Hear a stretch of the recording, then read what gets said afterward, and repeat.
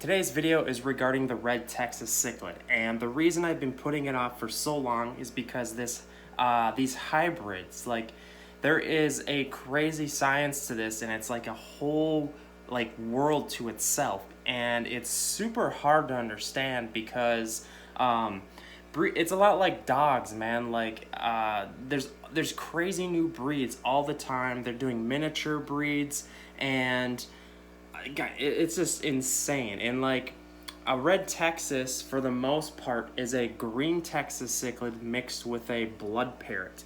And there's lots of other fish you can kind of get to a Red Texas. Like, I bought this fish as a Red Texas, but I was waiting for it to fade, which is commonly referred to as fading.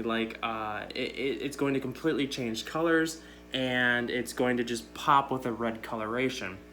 And I'm sitting here and waiting for it to fade and turn that red, but I'm starting to think that it's not going to fade, or maybe it's a female. No matter what, these are super cool fish, guys. It's these things are up there with flower horns and like dove eyes, things you can't keep with other fish. And it's really common to see breeders that breed these fish. What they do is they do dividers in the tank, and they have a ton of them. And if you're finding yourself really getting into Red Texas cichlids, there's a couple good YouTube channels and Facebook groups. One of them is a guy by the name of Dan, your fish keeper friend. He's really good with Red Texas, and he's constantly selling beautiful Red Texas. And the reason why these fish are so expensive is because they're hard.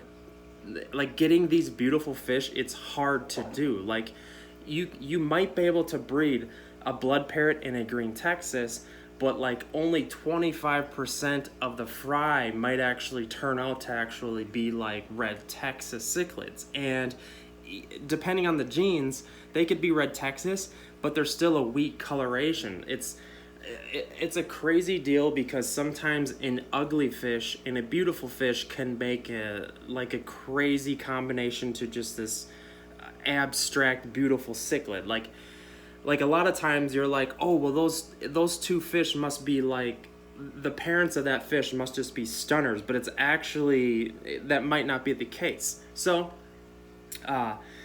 I'm guessing this is some sort of mix of a Red Texas / flower horn. It gets really crazy with like all the blood parrots, and there's so many fish like this that can breed together. And then you get the red devil in there too. And it's just, and the Viha, there's just so many cichlids that can breed together. It's a huge wormhole that I've spent hours upon hours researching, and I will admit defeat, and I've killed multiple fish trying to breed Red Texas because they're just so aggressive. Like, look at this thing. By the way, he's in a 75. I'm probably going to get him some dividers and get some more fish in here. And what's weird is there's not a lot of information on how to like properly take care of like a Red Texas. You know, like, people are keeping them in 20-gallon tanks, and some of them are 8-inch fish. Like, I don't know, because sometimes they say flower horns do better in a smaller tank, but does that mean a Red Texas does? That's the question. I absolutely love my Red Texas. I have a ton of videos on green Texas. This is my pride and joy right now in the fish room, and I feed them excellent because I'm trying to get them to just pop in coloration and grow bigger. And I don't know, maybe if you guys can help me. I'm pretty sure it's a female, because he's finally just getting some of those long the finnage on him. As you can tell, you can see that the top fin is real like veil tail to it, kind of. So these are awesome fish. Like I said, there's a crazy big group that's devoted to these hybrids, and a lot of people look down on this stuff. They're like, oh, you're polluting the industry. We should stick to, just F1 fish, F1 red devils. That's the Midas, and all the red devils are all just wrecked because of people breeding them. I think it's like anything else, man. People are doing it with dogs. Why can't we do it with fish? It's bringing the price down of these fish a little bit, but in the same in the same manner, you're still seeing Red Texas Cichlid selling for anywhere $200, $300 sometimes because they're just crazy fish. So, but yeah, this is my pride and joy right now. I'm hoping he just one day just fades more and turns into a bright red Texas, and I'm gonna bring him to some shows and win some shows.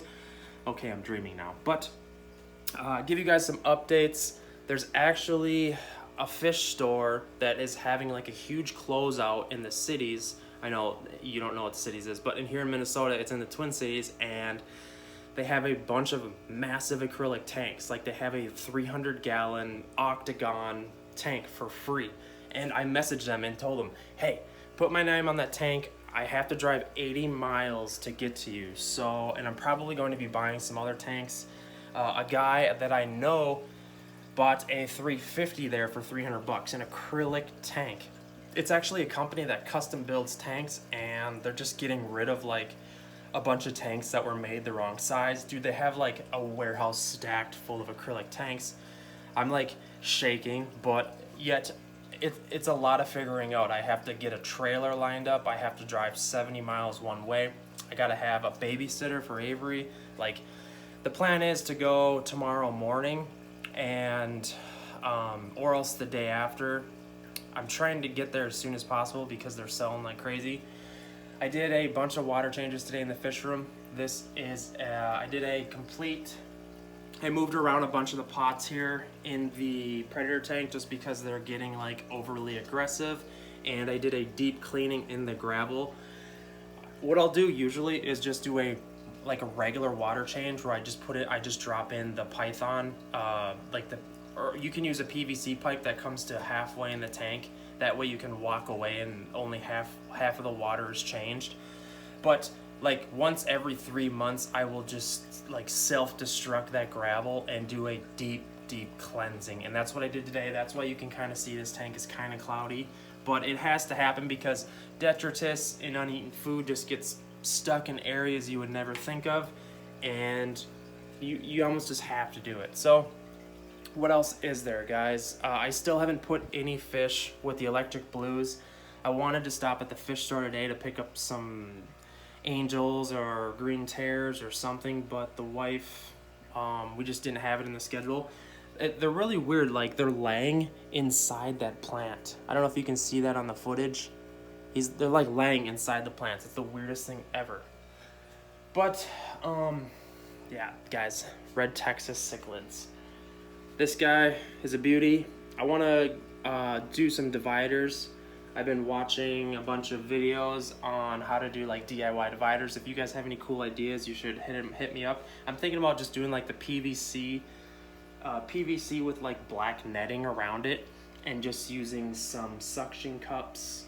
God, look at this guy. Like, that just shows you how aggressive these things are. I mean, it's not news to you, a lot of you predator guys, but if you're thinking of getting a Red Texas and you haven't been down the predator fish wormhole, just plan on having it by itself in a tank, because I tried breeding this guy with a bunch of blood parrots and he killed one of them, and I tried doing it with a green Texas female. He killed that. Like, breeding these fish is tough because you got to watch so carefully. I've decided that, I already told you guys this, but I'm rambling, but I have room for a 6-foot tank here because there's room where the dehumidifier is. There's like almost 2 feet here. I could span a 2-foot tank. I just got to move this thermostat down a little bit, and I'll be able to fit, instead of having a 75, I'll be able to fit a 6-foot tank. This will have to be stuffed into the wall a little more. I'm a little worried because the drain, I like having the drain like have a good curve to it. I might have to get a 90-degree elbow though and just have it go straight down. What else is new, guys? I've been thinking about, I have some smaller umbi cichlids. I know they get massive, but these guys are only like this big. Here they are, umbies. Joe Burke, you guys probably follow him on Facebook. He's got a massive umbi, and I did a bunch of videos on it. Someday my umbies will be that big. But I'm thinking about putting the umbies with the the Jack Dempseys, the electric blues, because the Yumbies right now are actually really well mannered and pretty timid. So I think they'd be a good fit. It's kind of weird how some fish they're just super timid unless you get them in like the right scenario with other fish. So you can see he's hiding in the sponge filter. See him underneath the sponge filter. I don't know, man. These things are doing great, and I'm gonna do a shout out video of these fish soon, because the seller deserves a shout out, because it's going on almost a month now since I've got him, I think. So, and by the way, I've been talking with Imperial Tropicals. A lot of you guys ask me, oh, where do you buy fish from online? And I buy from Imperial Tropicals, but we're trying to work out a deal where, you know, they're gonna send me some fish, and I want to do some unboxing videos and show you guys how good their unboxing is. But I don't know, it's kind of cool. They might send me some free fish, to be honest with you. I don't know, or I might interview one of the lead guys there. I'm not sure. You guys should hit up the comments, let me know what I should do with Imperial Tropicals, because they're like one of the top sellers online that I personally love. And they do free shipping over 40 bucks, which is super cool. I just fed all of these juveniles. They're fat, super fattening up right now. You can see all their stomachs.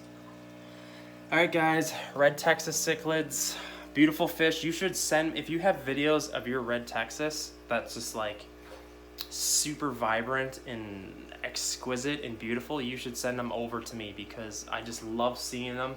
And I have hopes that one day I'll be able to breed some Red Texas. So, all right, guys. Woo.